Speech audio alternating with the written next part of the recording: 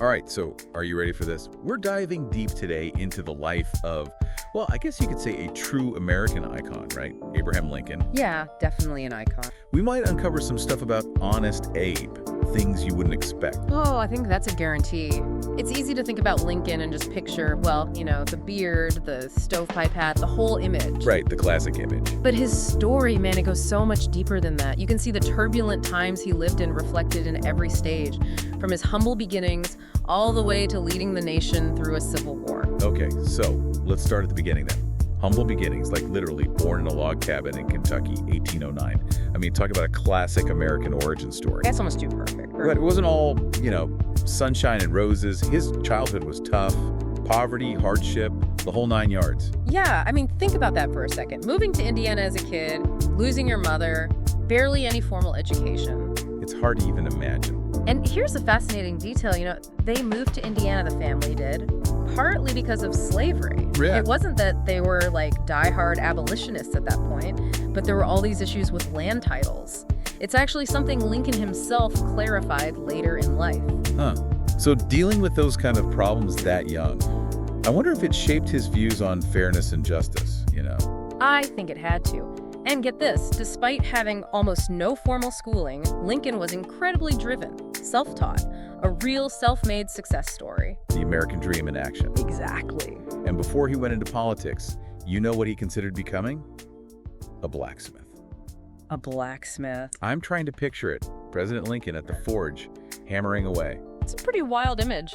What do you think drew him to blacksmithing?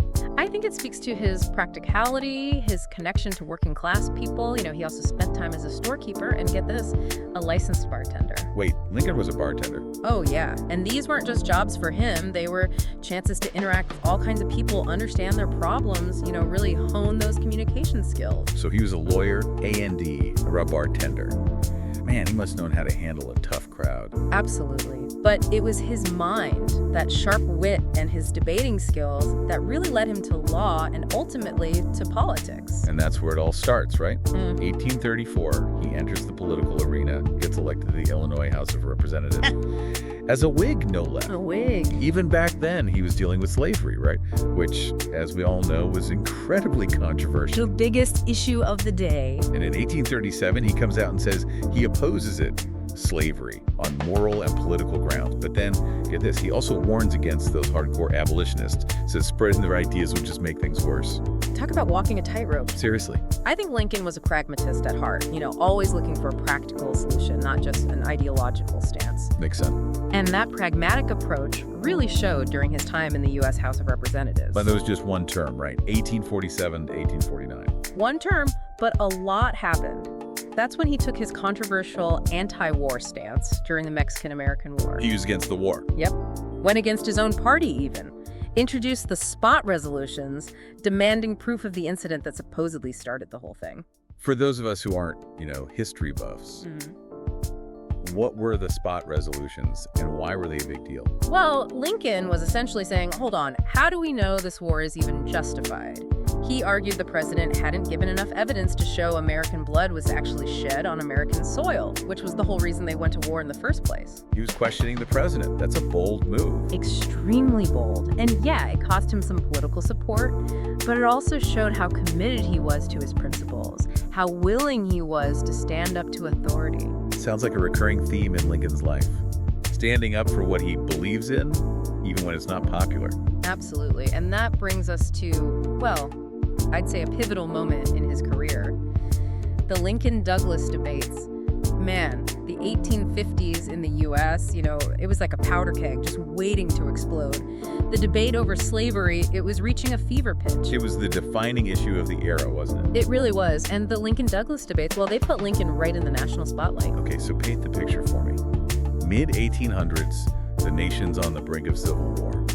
What were these debates actually like? I mean, picture this. Lincoln and Stephen Douglas, two giants going head-to-head in these epic intellectual battles, huge crowds, national attention. It was a spectacle, really. It sounds more like a boxing match than a political debate. Well, the stakes were that high, And the core issue at the heart of it all was the expansion of slavery. Douglas, he was a Democrat, and he was all for popular sovereignty, letting people in the territories decide if they wanted slavery or not. And Lincoln. Lincoln believed slavery was morally wrong, plain and simple. He wanted to contain it and ultimately see it abolished. So it wasn't just about winning an election, it was about the soul of the nation. Exactly. And it was during this time that the Republican Party emerged. You could say it was a direct response to the Kansas-Nebraska Act, which was all about putting that popular sovereignty idea into practice. But Lincoln wasn't always a Republican, right? He wasn't initially on board, no. He thought they were too radical, you know? He wanted to work within the existing system to change things from the inside. So what changed his mind? The moral weight of the issue, for one. And I think seeing the passion, the fervor during those debates with Douglas, it had to have an impact. So those debates, they didn't just make him famous, they helped solidify his stance on slavery. Absolutely. They showed off his eloquence, that sharp wit, and most importantly, his ability to connect with people on a deep level. Nobody knew it then, but those qualities were about to make him the most powerful man in the nation. Because, of course, this leads to 1860 and Lincoln's election as the first Republican president. Talk about a shockwave. It really was a seismic shift. For the South, it was a direct threat to their way of life, their economy, everything. And within months, 7 Southern states seceded, formed the Confederacy. The nation was splitting apart. And Lincoln, he was facing a crisis unlike anything any president had ever seen. In his first inaugural address, he tried to calm things down, pleaded for unity, assured the South he wouldn't mess with slavery where it already existed. He was trying to hold the country together. He was. He even said, "We are not enemies, but friends. We must not be enemies." Powerful stuff. But I imagine for a lot of people in the South, it was too late. Sadly, you're right. Despite his efforts, the war began just weeks later with the Confederate attack on Fort Sumter. The nation was plunged into this incredibly bloody conflict, and Lincoln, well, he went from newly elected president to wartime commander-in-chief. Not exactly what he signed up for. Those first few years of the war were brutal. Setbacks, struggling to find good generals.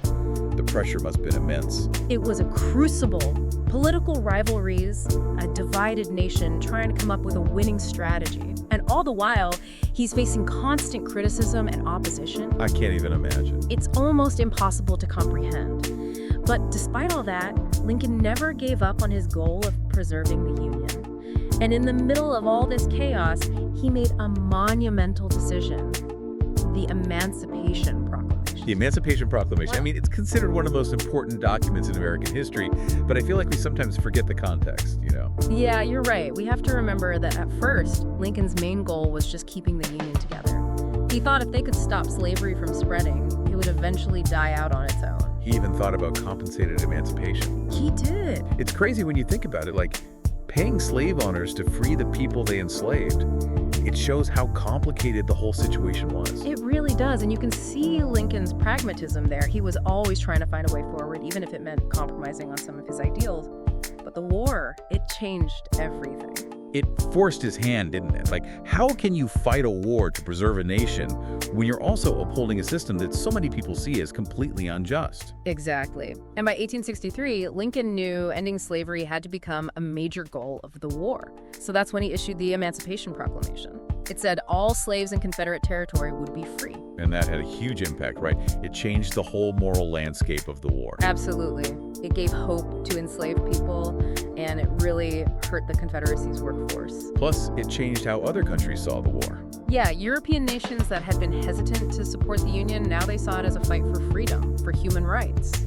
So Lincoln navigated this crazy time, led the nation through its darkest days, and helped end slavery. What a legacy. It's incredible, isn't it? And even though the war took a huge toll on him, I mean, both physically and emotionally, he never lost sight of his goals. And he was reelected in 1864. That says a lot about how much people trusted him. Think about that. Facing defeat, but secretly vowing to make sure the Confederacy lost, even if he didn't win the election. That's commitment. Wow. He was dedicated to his mission, that's for sure. And as the war was ending, he started thinking about rebuilding the nation, reconstruction, bringing the South back into the fold, protecting the rights of those newly freed slaves. But he never got to see it through, did he? No. His assassination, just days after the war ended, it was a devastating loss for the entire country. Absolutely devastating. They lost the leader who had guided them through one of the most difficult times in their history, and it left this huge void right when the country needed healing and leadership the most. So looking back at Lincoln's life, what stands out to you? What makes him such an important figure, even today? I think it's his resilience, his commitment to his principles, Right. and his ability to change, to adapt to new situations. He was a man of contradictions, a product of his time, but also this visionary leader who helped shape the course of history. It's easy to forget that these historical figures were real people, wrestling with really tough issues, just like we do today. I agree. Lincoln's story reminds us that leadership isn't about being perfect. It's about having the courage to make hard choices, the humility to admit when you're wrong, and the faith that things can get better. Well said. This deep dive has been quite a journey. From humble beginnings to leading a nation through Civil War to shaping the future of America. Lincoln's story is pretty amazing. I hope you found it as fascinating as we did. There's always something new to discover about Lincoln, I think. No matter how much you think you know, there's another layer to uncover, another perspective to consider. That's so true. And to our listeners, we encourage you to keep exploring, keep asking questions, and keep learning about this incredible man. You might be surprised by what you find.